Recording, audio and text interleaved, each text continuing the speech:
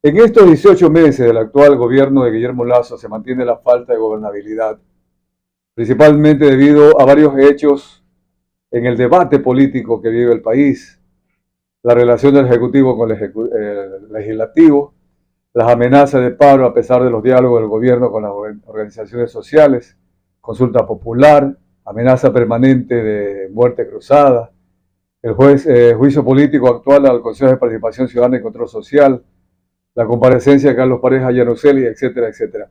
¿Cuál es su posición y la del Partido Social Cristiano en esta situación política que vive el país?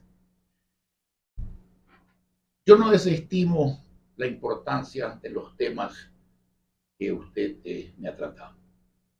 El país vive una crisis muy profunda, pero no basta hablar de la crisis, hay que hablar de soluciones a la crisis. Y hay que separar lo político, me voy a referir a eso, de lo que realmente le interesa al Estado llano, al pueblo ecuatoriano, a la gente normal. La gente normal, especialmente la gente pobre, la media fundamentalmente, el problema que tiene es comer 3 veces al día, es curarse, es tener un empleo o tener clientes para su negocio para poder vender y cobrar y hacer un estado de vida que lo lleve a la prosperidad. El problema es la obra pública, la falta de servicios. El problema, y ahí es donde está la crisis grave del Ecuador. Usted me toca, por ejemplo, el tema del Consejo de Participación Ciudadana. Le voy a decir, es absolutamente cierto, pues lo he comprobado. Pregúntele a la gente del pueblo si sabe qué es el Consejo de Participación Ciudadana. No sabe.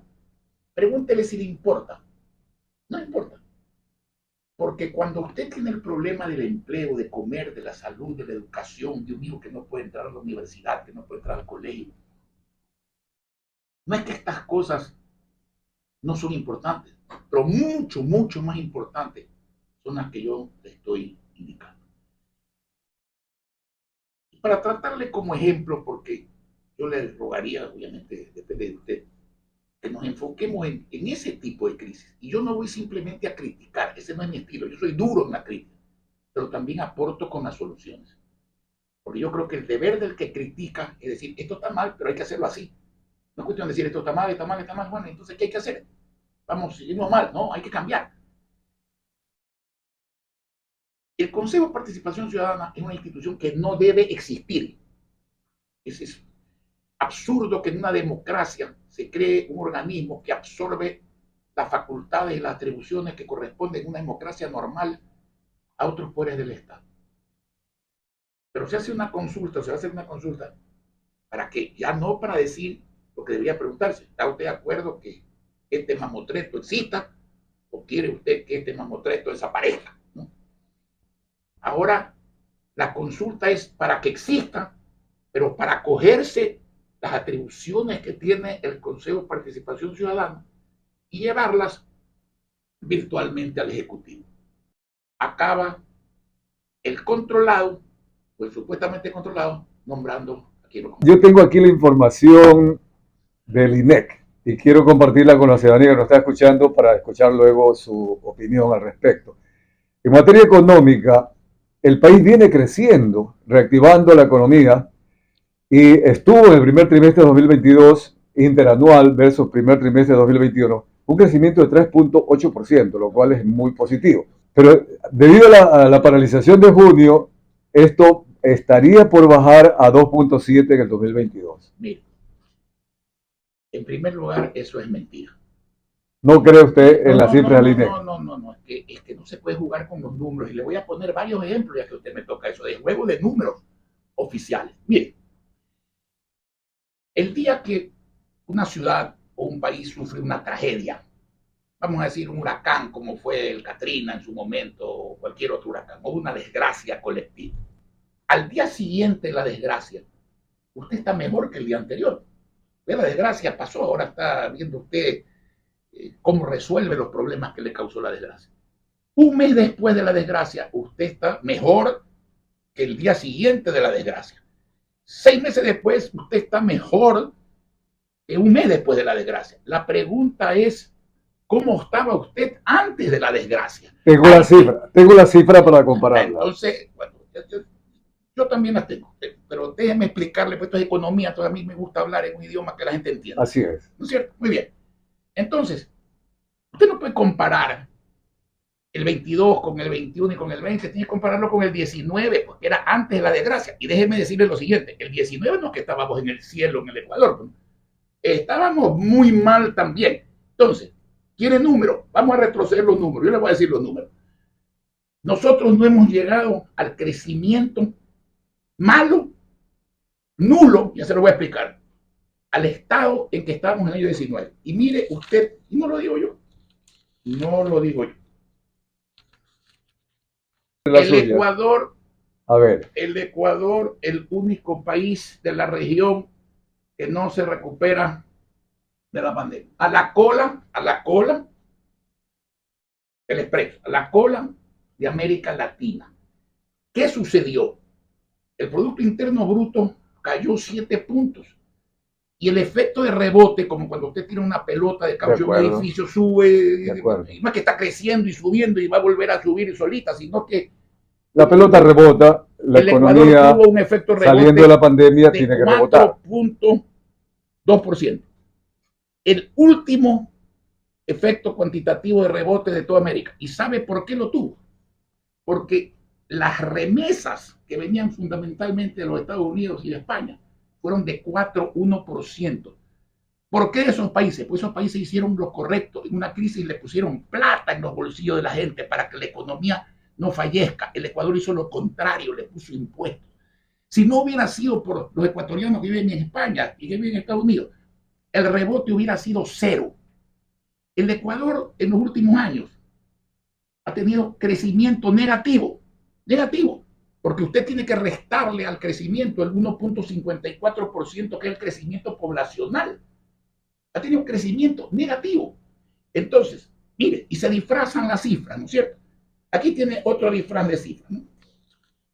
Y mire, por coincidencia también el expreso. Aquí presentan la inversión extranjera, esta columna verde, como la más alta en varios años. Cuando usted lee esto determinadamente, y es verdad, y a mí me gusta comprobar las cosas, esto es un asiento contable. Esta inversión es como cuando usted hace una compañía, digamos con $100,000 de capital, pero la casa le cuesta a usted $400,000. Y entonces usted... Es decir, suma los activos en total. Usted pone los $400,000 no en capital, sino para como una deuda por cobrar, o lo pone como entrega para un aumento de capital.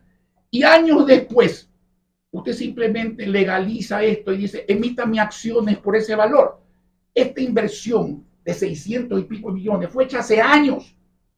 Sin embargo, la ponen como que es hecha 2022. En este año. Abogado, si usted me permite, yo le voy a compartir las cifras, porque estas cifras, son intercambiadas. Manzana con manzana. No, de acuerdo, por eso. Porque las que usted ha comparado son manzana con manzana. Yo le voy a comparar manzana con manzana. Vamos. Son las cifras de Fausto Ortiz. Le digo, un economista que fue ministro y demás. El PIB real llegó en el año 2022, al momento de esta actual real, 70.954 millones de dólares. Y en el año 2019 fue de 71.879. Es decir, que está a punto por 900 millones de empatarse con el 2019, el producto real, ¿no? Y luego, el 2023, la estimación es llegar a 72.870 millones, de acuerdo a CEPAL y al BID. ¿Qué pasa? Esto sería el mejor Producto Interno Bruto real de los últimos 15 años, abogado. ¿Pero de qué estamos hablando, señor? De un crecimiento. Sí se da. Porque todas estas predicciones y proyecciones, y usted lo sabe como la experiencia que es, empiezan altas. ¿Se acuerda que dijeron que iba a ser el 3.8 el crecimiento, ¿no? Ahora ya es el 2.7 por el tema de la paralización de Claro, siempre hay un tema, ¿no? Que eso siempre hay un tema. Entonces, réstele a eso el 1.54 para hacer comparativos del crecimiento. Además, es una proyección. El Ecuador hasta el año 2021, si usted pone el año de la crisis, hay que ponerlo estadísticamente, tuvo un efecto negativo de crecimiento. ¿Y cuál es la aspiración? Aquí la aspiración es ser como éramos el año 19. No, pues mi amigo. Ah, no, pues Es que usted, ojalá que la proyección es hacia futuro. no. Pero miren lo que dice el gobierno, Sí, que si en la asamblea le aprobaran la ley de inversiones y otros, el tema del empleo, también las reformas, Ecuador va a crecer mucho más. vean, en primer lugar, el Partido Social Cristiano fue el único partido que votó por la ley de inversiones que presentó el gobierno. El gobierno iba a construir un esquema donde todo el que no está de acuerdo con los desaciertos continuos del gobierno es correísta. Pero, o ha pactado con UNES. Bueno, es lo mismo. Es lo mismo. De acuerdo. Correcto. Me gusta ponerle nombre a la cosa, porque UNES, otro. Correísmo. Muy bien. Es correcto. Dígame, ¿quién le puso impuestos? La salida del Ecuador, usted está hablando de crecimiento, entonces es lo lógico. La meta es el crecimiento. ¿Usted cree que se crece? No, sabemos que a la clase media en la teoría y en la práctica okay. Es incorrecto. De acuerdo. ¿Quién puso impuestos al país? ¿Quién con esos impuestos bajó los ingresos de la gente y subió los precios de la comida y todo? Porque ahí dicen también que la inflación es 2%. Entonces, alguna de las señoras que compran en los mercados me va a decir a mí que lo que le costaba $100 hace 18 meses ahora vale $102. Por favor, vale 125, $130. Porque la inflación de la gente normal es eso, es comida, es vestido, ¿no? Es curarse, es transportarse. Eso cuesta $2 más de los 100 que valía tomándolo como base. No. Entonces, el problema es la concepción. ¿Quién le puso impuestos al país? El correísmo y el gobierno. El viejo país, ese es otro capítulo del cuento, ¿no es cierto? Pues sube y baja como les gusta a los compradores y vendedores de deuda externa.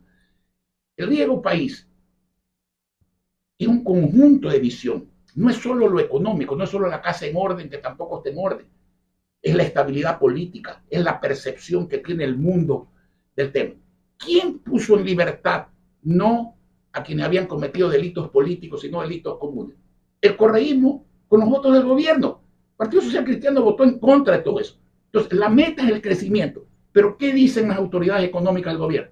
Dicen, el país tiene que escoger entre el déficit fiscal, la casa en desorden, o el crecimiento, es decir, la vida de la gente. No, el país no tiene que escoger entre eso. El país tiene que escoger inequívocamente, sin compararlo con nada, el crecimiento. Y el crecimiento nace con la oportunidad, con los estímulos, con la tranquilidad, con la confianza al inversionista nacional y extranjero, con una adecuada legislación tributaria que no sea asfixiante y peor confiscatoria. Eso es lo que hay que hacer.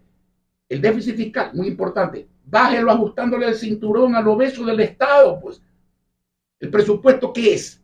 El presupuesto es una lista de pagos de salarios y de pagos de deuda, cuando debe ser un instrumento de desarrollo. Entonces, está mal el enfoque. Si a usted le preguntaran, ¿cómo resumiría usted su plan de gobierno si usted fuera presidente de la República? Cualquier persona de la calle le diría, en una serie de medidas que conduzcan al pueblo a la prosperidad, al bienestar, al crecimiento. Ya, precisamente ¿qué dice por eso el plan de gobierno del gobierno? Dice que el objetivo, el presentado públicamente, el objetivo es ganarse la confianza de los acreedores. Ese es el objetivo. Entonces usted comprende allí la filosofía. Dice, el gasto es rígido y va aumentando, dicho sea de paso. El gasto es rígido. Entonces hay que sacrificar la inversión. ¿Cómo es eso? O sea, el pueblo, que es el dueño de la plata, está condenado a vivir mal para que unos señores del Estado vivan bien. Y usted me habla de proyecciones. Coja el presupuesto del año 21. Ya le voy a hablar del 22. Coja el presupuesto. ¿Sabe cuánto hay? Un presupuesto de 30 y pico mil millones de dólares para obra pública. 3.000 millones. ¿Sabe cuánto han gastado? Aproximadamente un tercio. Entonces, una cosa es lo que uno pone en el papelito. Ahora dicen que este es el presupuesto que tiene la mayor inversión social. Lea usted de qué se trata. Cogen seguridad, salud, educación y suman todo. Ahí está hasta la gasolina de los carros de la policía. Por eso es que declaran, dice, subir los sueldos en el sector público es inversión social. O sea, los gastos son inversión social. Vea, a otro... Pero es que ahí se compara Papa con papa, ¿ah? No, papá con papa. Porque justamente fue lo que estableció Rafael Correa en las cuentas, ahí sí, la parte ¿Quién le dice contable. a usted que Correa hizo las cosas bien en No, esa materia? es que O sea, que justamente, nos vamos a comparar con el que hizo las cosas menos mal. No, hay que buscar pero hacer es que las cosas justamente bien para que pasa la gente esto, porque de los 31.503 millones del presupuesto pro forma 2023, 15.000 millones va a ser destinado al sector social, comparado con las mismas cuentas anteriores. Claro, usted Es compara decir, lo malo con lo pésimo. el 47.6% del total. Esto en educación, salud, Joaquín, trabajo, usted es un vivienda y hombre, bienestar usted es social. un hombre instruido. No, por eso y me pongo como abogado del diablo ante su opinión. Claro, pues para va a que pensar la gente que usted cree lo que está diciendo, digamos, ¿no es cierto? Entonces, yo le hago una pregunta. ¿Usted cree que el pago de salarios puede considerarse inversión? En cualquier contabilidad del mundo es gasto, pues. La inversión, por eso separa el presupuesto. Y más aún, hay un artículo del Código Penal que dice que no se puede falsificar ese tipo de cosas. Para mí, ni directamente ni indirectamente. La inversión está separada del gasto. El gasto de inversión es uno. El gasto corriente, por llamarlo así, ¿no es cierto? O improductivo es otro. Mire usted, la inversión presupuestada para el 22 es de este porte respecto a un presupuesto más de 10 veces más grande. Y encima no la cumple. Yo le pregunto, ¿usted me puede decir una obra pública que el gobierno haya hecho en el país? Dígame una, en cualquier provincia. Yo no sé. Y pregunto al alcalde, nadie sabe. Una. Dígame, hay pasaportes con la velocidad que había en un mal gobierno como el de Corea. No. Dígame, hay medicina suficiente en hospitales. La policía está equipada. La policía pide comida al municipio de Guayaquil. Comida. Ya no piden armas, ya no piden camionetas, ya no piden GPS, piden comida, rancho, como se llama. Es una forma elegante de decir, denos para comer. La plata del pueblo es para que regrese al pueblo. Obviamente hay que manejar la economía, pero la deuda hay que renegociarla en su plazo, en sus intereses. Y si hay que endeudarse dentro de un plan de manejo ordenado de la economía para crecer, hay que hacerlo, porque hay que crecer. Dígame un país que haya sido rescatado con este tipo de medidas. Yo le puedo nombrar 20 países que con crecimiento han salido de las situaciones más impresionantes de pobreza. Y de bueno, es lo que se busca. Lo que yo le hago la comparación en la época de Correa, eran las mismas cuentas y máximo el promedio llegó a 8.000 millones. Ahora llega a 15.000, hay un avance, ¿no? Entonces, si se pagaba sueldo, gasolina, igual. Katrina, bueno. Y yo le digo, la gente quiere uno de los dos huracanes, no, la gente quiere vivir en paz y con crecimiento y en orden. Y justamente la siguiente pregunta por el tema de seguridad. ¿Qué opina usted de las pautas que ha tomado el gobierno actual para retomar el control dentro, fuera de las cárceles, en la lucha contra bandas organizadas, especialmente narcotráfico, contrabando de armas y explosivos, tanto del norte como del sur, respectivamente? Yo creo que el único día en que el gobierno ha actuado bien y actuó bien fue el día que recuperó, después del fin de semana más sangriento de la historia del Ecuador, porque por ahí salió un ministro ese mismo día, no de haber leído el periódico seguramente, dijo que había sido nombrado para restablecer la paz y que creía que lo había logrado. Pero al día anterior se dio el fin de semana más sangriento entre las ciudades de San Borondón, Guayaquil y Durán, con 24 muertos. Y pasó lo que pasó. Y el gobierno hizo bien, por fin, en poner mano dura, ¿no es cierto? Y en recuperar esa parte de la penitenciaría. Pero no veo continuidad. No veo continuidad, porque ayer nomás se fugaron una persona de la cárcel. Ayer nomás, en la penitenciaría del litoral. Esto no es cuestión de hacer las cosas cuando la prensa y la ciudadanía las reclama. La seguridad nace primero del conocimiento. Tiene que haber un plan a nivel de Estado, un programa de Estado en materia de seguridad, no de gobierno, no de ministro, de Estado. Segundo, nace de la experiencia, haber hecho las cosas, o saber cómo se hace, o contratar o asesorarse con quien sabe hacerla. Y tercero y fundamentalmente, nace de la decisión, pero permanente. Son todas las acciones entre todas las personas, sin excluir a nadie, con todo el dinero necesario, todos los días, con coordinación, que no es asumir competencias los unos de los otros, sino juntar las competencias como una directriz en la física para llegar al fin de la seguridad. Y hay que separar la droga, que es un fenómeno nuevo, y un enemigo terrible. Un enemigo terrible que hay que estudiarlo, que hay que traer expertos. A mí no me gusta opinar de lo que yo no tengo experiencia precisamente. Más allá de que creo que todos sabemos que hay que combatirlo, porque hay que saber cómo combatirlo. Hay que separar eso de la delincuencia común. Yo le pregunto cuando su hija, su madre, su esposa sale a la calle, ¿usted tiene miedo a la droga? No, no tiene miedo a la droga. La droga hace mucho daño, destruye familias enteras. Pero usted tiene miedo de que las violen, las secuestren, las maten por robarles o simplemente las roban. Eso es delincuencia común. Eso es muy fácil de combatir. Está pasando eso, terrible. No hay precedente histórico en lo que está pasando en eso. ¿Por qué no actúan? O sea, ¿se preocupan de qué? De no hacer nada. Abogado Jaime Yo respeto a los derechos humanos de los delincuentes, pero los derechos humanos de la sociedad, no delincuentes. De acuerdo. Tiene mucho más peso que eso. No puede ser que los enrejados tras las rejas de las tiendas y de los hogares sean los ciudadanos honestos y los delincuentes estén libres. Eso ha venido agravándose desarmados de y los que están acelerada, afuera armados. ¿Por qué no le hacen requisa de armas y no le exigen permiso para portar armas a los delincuentes? ¿Qué opina usted sobre ese tema? ¿Qué es lo que está pasando con el aeropuerto de Guayaquil?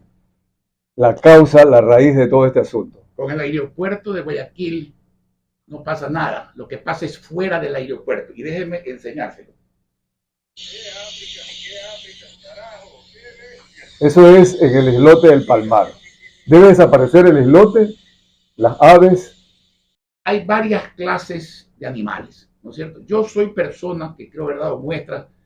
He combatido el uso de plástico de un solo uso que está liquidando el mar, está liquidando los peces, etc. Bueno, hemos hecho muchas cosas en eso. Y creo en eso. Yo creo que el desarrollo del ser humano tiene que ser paralelo al cuidado del planeta, sobre todo por lo que tenemos un solo planeta y hay que cuidarlo.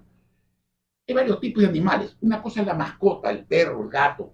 Otra cosa es el animal como la vaca, ¿no es cierto? Que, por ejemplo, tiene su función, carne, leche, etc. Las gallinas, etc.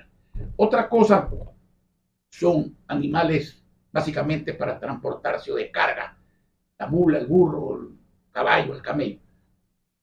Otra cosa son las plagas.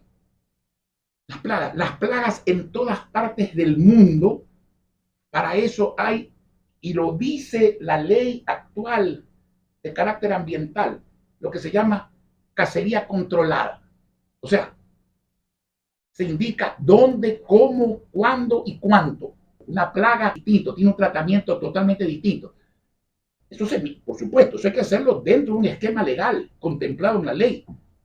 Pero esas plagas atacan al camarón, tienen a los camaroneros vueltos locos, a los primeros exportadores no petroleros del país.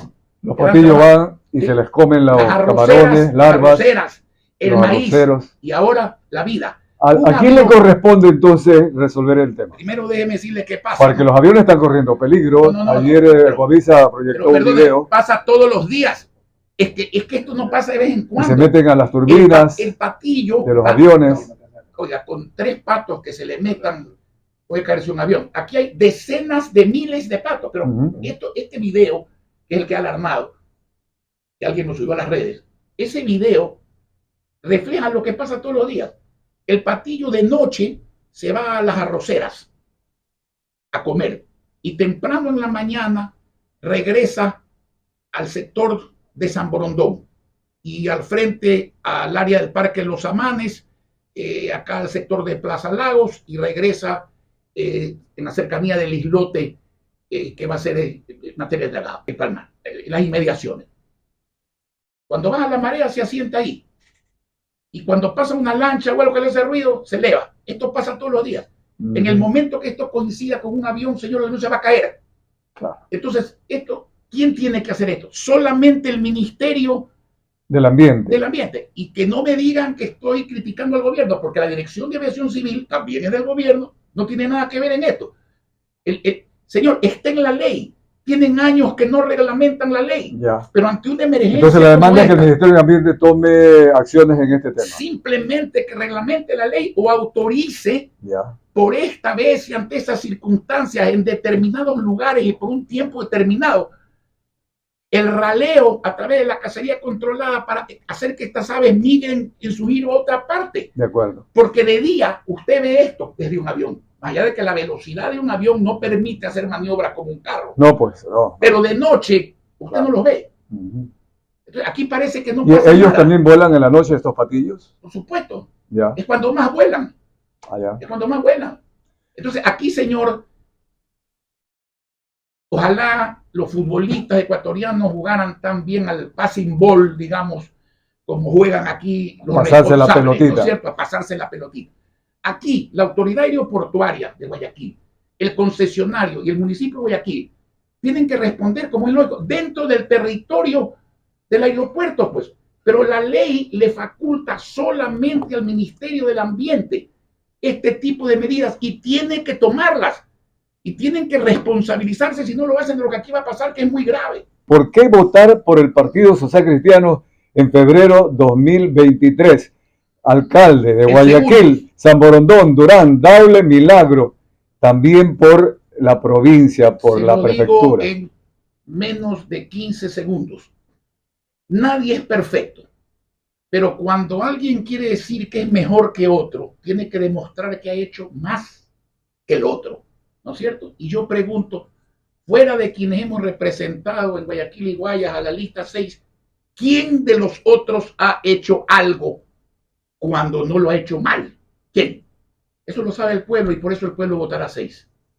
Hemos conversado, votará por ¿sí? Cintia Viteri y votará por la señora Susana González y votará por los alcaldes y los concejales de la lista 6, respetando los que no quieran hacerlo, pero del Gran Guayaquil, mayoría, incluido Durán, Daule por y una también simple razón, porque Milagro, nosotros aún con errores, como todo ser humano, hemos hecho mucho y los otros no han hecho nada. Quizás por eso no tienen errores. Y algunos que han intentado hacerlo han hecho mal, o sea que son todo error.